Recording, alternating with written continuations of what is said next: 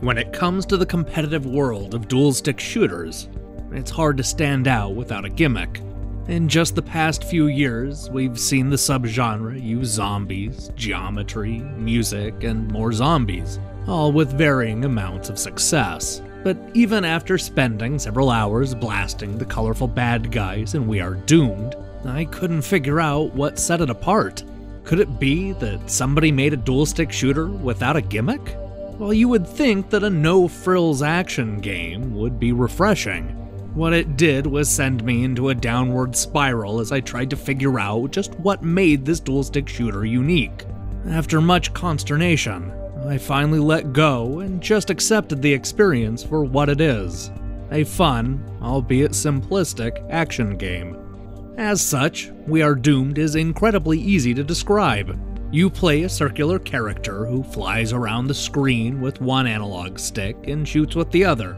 Instead of using the typical bullets, our hero emits a sharp blade of energy that cuts enemies down in short order. Some enemies will drop blocks, which powers the game's sole special attack. The only other thing you have to worry about is killing as many polygonal bad guys as possible before they get you. Each wave offers a unique challenge, complete with new types of colorful enemies to zap. We Are Doomed throws us a lifeline by adding checkpoints every 10 stages, which allows us to continue from that point at any time.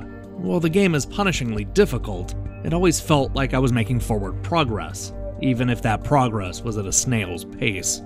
As the title suggests, the game is purposely sadistic. It's a lot easier to die in We Are Doomed than most dual-stick shooters, and I always felt woefully under-equipped for the challenge. The game's website calls it an overpowered laser beam, but it only takes a few waves before the enemies have the upper hand. The enemy designs look like they're ripped out of early arcade games from the late 1970s. But don't let the simple look fool you, because these baddies know how to make it hard on our hero. They're little characters constantly marching around the edge of the battlefield, making it impossible to take refuge in the corner. And with only 2 weapons in your arsenal, it often seemed like I was only moments away from death.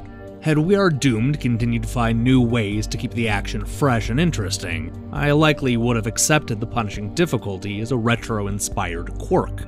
But too much of the game stays the same from wave to wave, making it hard to remain interested in the simple concept. It doesn't have that hook that pulls me in and keeps me playing for hours on end. Instead of being wowed by the colorful visuals and unique art style, I couldn't shake the feeling that I've played this game before.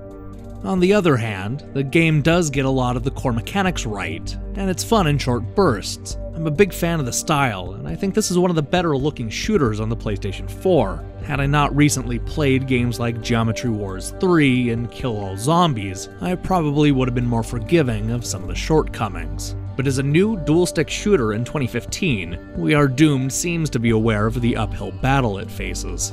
While not as ambitious as I would have liked, this is a solid action game with mesmerizing visuals. The ambient soundtrack is equally impressive, adding quite a bit to the overall experience. We Are Doomed has all the right pieces in place, but never adds the one element it needs to be truly memorable. Look, I take a more optimistic approach. We may be doomed, but at least we can have a lot of fun until it's over. The next few weeks are going to be busy, so expect reviews of Bloxic, Teslagrad, Infinity Runner, Shovel Knight, and Project Root in the coming days. So do me a favor and hit the subscribe button, and go ahead and check out some of our other videos. Or go back to playing Mortal Kombat X. I know your type.